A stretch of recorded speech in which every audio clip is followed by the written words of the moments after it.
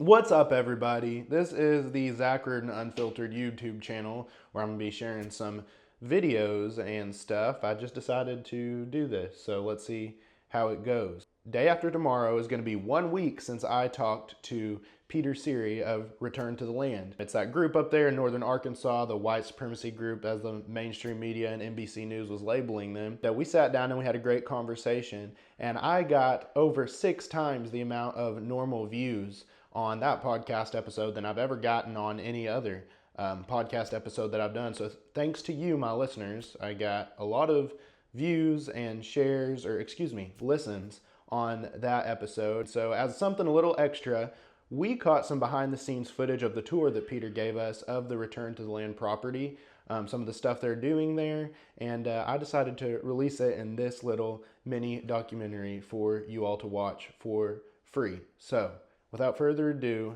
let's roll the clips. All right, today is the day. I'm headed up to the northern Ozark Mountains to talk to Peter with Return to the Land. It is, man, I can barely get my eyes open. It is 4:28, so I'm headed to get my fiance Alyssa, and then we're making the 4-hour drive north. Okay, fiance secured. Here we go.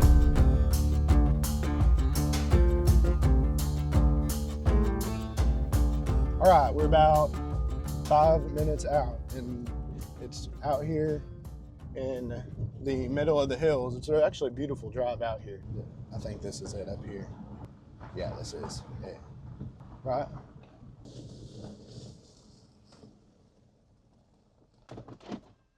Okay, is he gonna meet us here? What's up? How are you? Sounds good. Do I need to back up, or are you pulling it that way? Okay.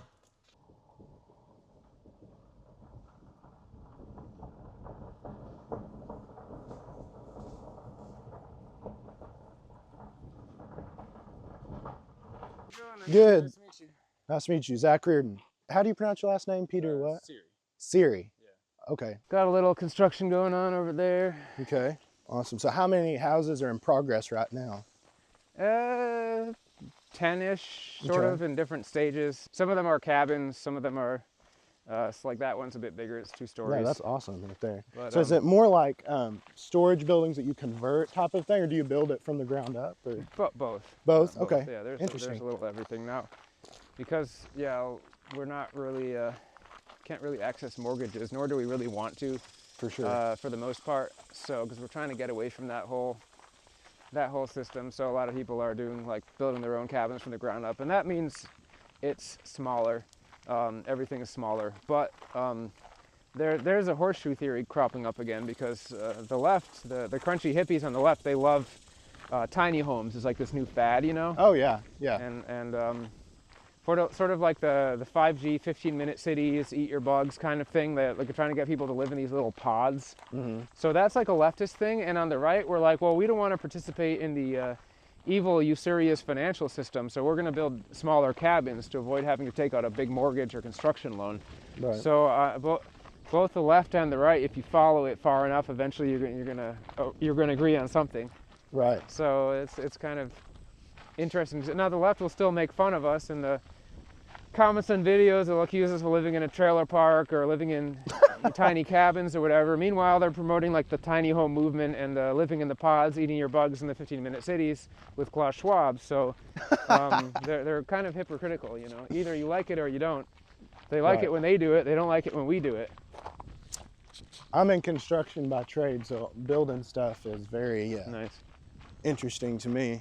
And this is all done by the community. You don't do outside contractors or anything like that? We do sometimes, okay. Because there's not that many people here. We don't always have somebody that has a specific skill, so we're always happy to hire, you know, local contractors to do stuff, and we're also happy to do stuff ourselves when we can. And somebody on one of those like Antifa types in like the Northwest Arkansas Reddit were saying like, oh, we should tell everyone in that area so all the local contractors refuse to work for them.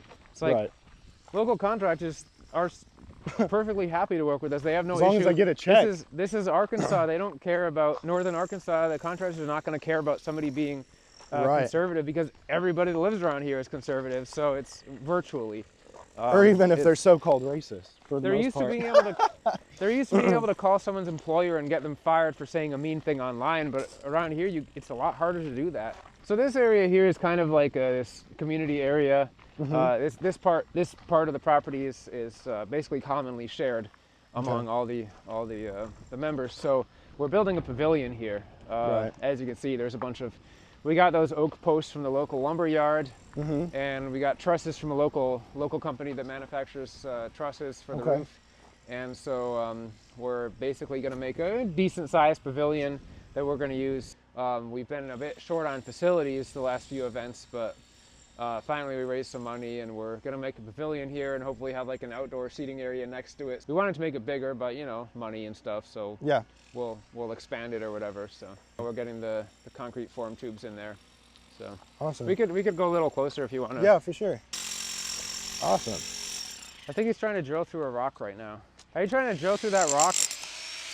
This road goes all the way over there, and then it goes down the hill to the creek, back up again, all the way to the top of that ridge over there.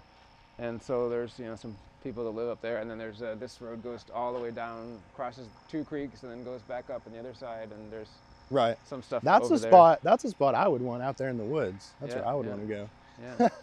So there's basically like 3 roads that kind of go through the property, and So when you say there's a lot of homesteading going on here, yeah. do the people who mainly live off of the animals they farm, the whatever they raise, or do people have outside jobs, things like that?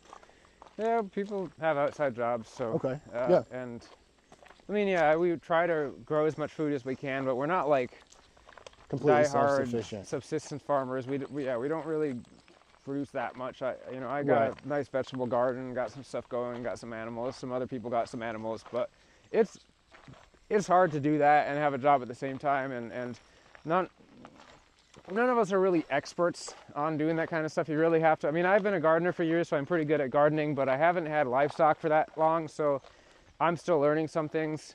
And so I'm sure as the years go by, we'll get better at it, and we'll be producing a lot more stuff here. Like I've been here for almost 2 years, and finally this August we'll have our first major chicken slaughter. Okay. And finally I've gotten the incubation process down to the point where I'm hopefully getting like 15 or 20 or 30 chickens per month, which is the amount I want to handle. So hopefully through the fall and winter, I'll be slaughtering 15 to 25 chickens or other birds per month up until about December, and then I'll cool down until the spring again. Right.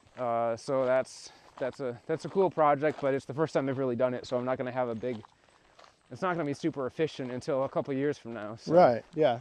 No, for sure. I wish that's one thing that was lost between the generations. It was not handed down because of the whole like middle class thing. So like my grandparents on both sides of my family, they had at their properties, they had fruit orchards, they had big vegetable gardens, they had animals. Like my mother's parents had pigs and chickens and fruit trees and garden, and my father's father was a major gardener, spent like all his free time in the garden, and he had turkeys and they had a big row of blueberry bushes and raspberry bushes, and that Wow. was normal back then. Yeah, for sure. The generation before the boomers.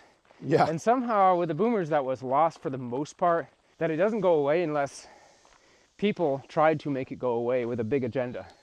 Absolutely. So they got boomers to stop caring about that, not pass that down to the next generation. You go from a very large percentage of households growing a lot of their own food to almost zero. Right. And we're the first generation, the millennials and the zoomers, they have to learn how to do all that stuff again. And it's something to get back to, especially for people who question our medical industry, especially in light of everything that happened over COVID and all of that big thing.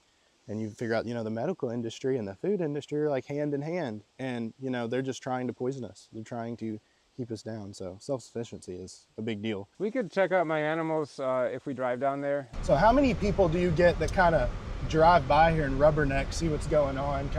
Does that ever happen? Once in a while, the neighbors that drive by, they know us and stuff, so it's Right. not really a thing for them. But once in a while, during the whole press blow up thing a couple weeks ago, we would have a car come and drive by really slow. And we think that was mostly the local news places. We had the sheriff driving by a few times really slow, but that's just because Antifa's call them and make up some wild story about something that's happening Really? here. Right. We went and talked to the sheriff. He's like, yeah, I'm getting calls about you guys. I'm sure he is. A lot, especially since Sky News dropped their little documentary. Yeah. Which that's the main one that I watched. I can just imagine him getting calls from these like screeching pink-haired Antifas, and he's like, "Yeah, I'm just telling them that you're not doing anything illegal, so there's nothing I can do." So would you say the people that kind of live around here have a good idea personally who you guys are, aren't too concerned about what's going on here? Everyone we've met in person is like super happy. Some are even like very openly supportive of what we're doing. Like, this is great. Probably got like 40 or 50 birds right now, including all the ducks and stuff. Oh, we got ducks too. All the Is there a pond or anything around, or just kinda... No. I just got them. I'm gonna slaughter them all in a month. So we've got some cucumbers up on the trails there. There's a whole bunch of asparagus. I love asparagus. There's some parsnips. There's those big squashes and medium-sized squashes. What kind of squash is that? Well, this right here is called like a Fortner white pumpkin squash. It's a heirloom variety, and then the one over here is like green Kershaw squash that we got the seeds. We got the seeds from our priest, and he was like, "Oh, they're great. They grow up huge." And yeah, the one we recently harvested was like massive. It was like this big. Those are like a third of the size that what they're gonna get to. So, what kind of goats are these? La Mancha. It's an American breed. The guy I got him from, he said he got this breed specifically because it's an American goat breed. So okay, it's kind of cool. There you go. What are they mainly good for? Milk, meat? What are they? Well, they're for milk. They can be for meat, but these two we just got because they're producing milk. So we wanted some milk for the kid and not have to buy untrustworthy milk from somewhere. So supposedly their milk tastes a little bit better if they have horns. I don't know if that's an old wives' tale, but that's what interesting. I've never heard that. So yeah, down here we got a bunch of fruit trees planted, but you can't really see them. There's just there's like 18 tiny fruit trees planted. Is that pears or apple? Or? Yeah, I mean, there's a little bit of everything. There's pears, there's mulberries, there's figs, there's serviceberry, elderberry, Chinese elderberry's chestnut. Good. Have you ever heard of elderberry syrup, like the remedy? Yeah. Okay, that's good stuff. My mom makes it. Y'all need to look into that. So this is gonna be like the orchard. I'm gonna plant a whole bunch more trees down here as well, like grafted white mulberries and a bunch of really cool stuff. But we're getting there. So. All right, so there's your behind the scenes tour. Thank you for listening to the podcast episode. And if you haven't already, head over to Zack Riordan Unfiltered on Spotify to catch that hour-long interview that I did with Peter up there at the Return to the Land property. If you enjoyed this video, please give it a like and subscribe or follow whichever platform you're following this video on. Be on the lookout for more videos like this, and I will see you all next time on Zack Riordan Unfiltered.